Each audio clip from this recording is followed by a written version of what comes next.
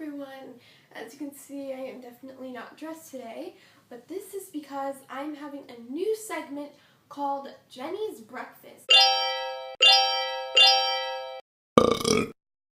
It is an important video of the day.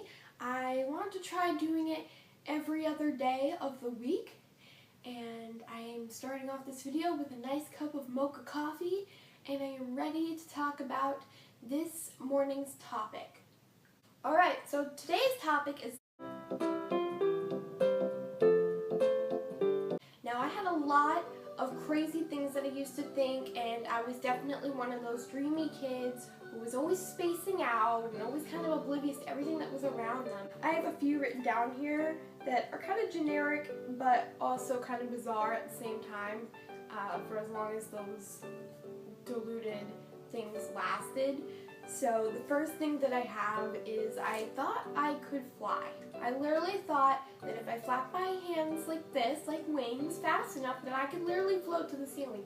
Now, the reason behind this is because not only was I still like maybe 4 or 5 years old, I had this dream more than once where I was in this very narrow kitchen. Mother was standing there, and I start flapping my hands like this, and I start floating up to the ceiling. I kid you not, despite the fact that this house was very tiny and the ceilings were very low, I still managed to like fly up to the ceiling, probably only 2-3 feet tall at the time, and I was like, look at me, I can do this. And I wake up thinking that it was actually real, and throughout the course of the day, I tried to show my mom that I could fly.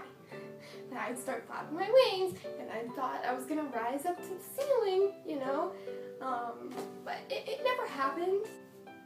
During around the age of 7 maybe, whenever the show H2O came out, is when I thought that I could literally become a mermaid just by like chanting some sort of spell or doing some sort of ritual to do so. I used to go swimming in the pool all the time, thinking, you know, if I just do this, and if I just wear like this necklace that I chanted some sort of spell into, then I will literally start growing gills when I touch the water.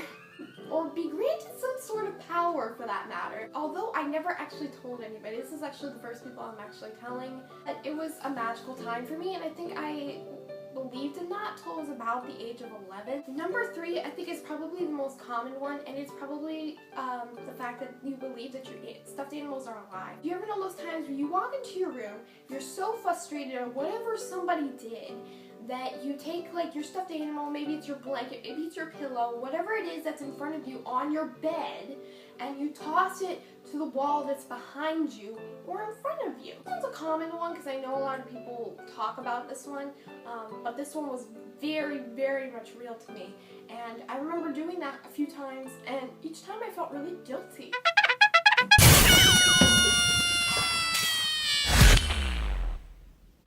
To this day, I still don't throw my stuffed animals on the ground. But probably around the age of 2 or 3 years old, I thought Barney was real. That's right, that big purple dinosaur thing, I kid you not, I thought it was real. You can sit there and teach kids about the alphabet, or about butterflies and ladybugs, then he is real.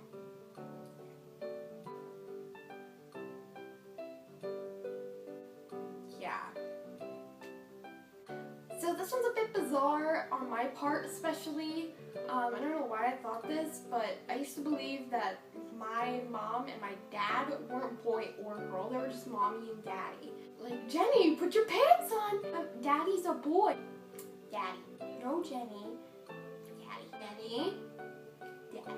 So, I'm not really sure how this came to be, but you know when somebody's like mean to you, teases you, kind of like laughs at you for doing something that you're really embarrassed about, and they have like this like sinister look on their faces that just kind of makes me think that they were like possessed by like the devil or something, or some sort of evil entity.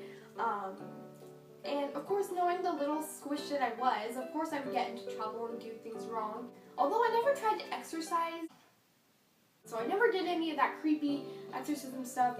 I'm a little closer now, because there's a cat on my chair at the moment. This last one is kind of a funny one. You know, I used to believe everything that I was told a lot of the time, And this time she gave me this little friendship bracelet that was like this braided thread and whatever, and she said if you put this around your wrist and once it falls off, whatever your wish was when you put it on will come true.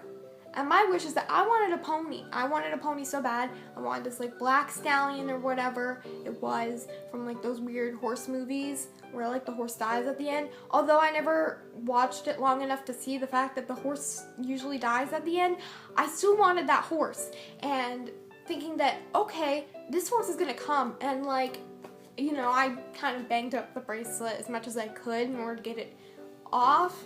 So, thank you, Kat. Thank you so much. As soon as this bracelet came off, I was praising to the Lord. I could you not. And Rachel told me, oh, Jenny, it's an imaginary horse. You can't see it, but it's there. You have to imagine that it's there.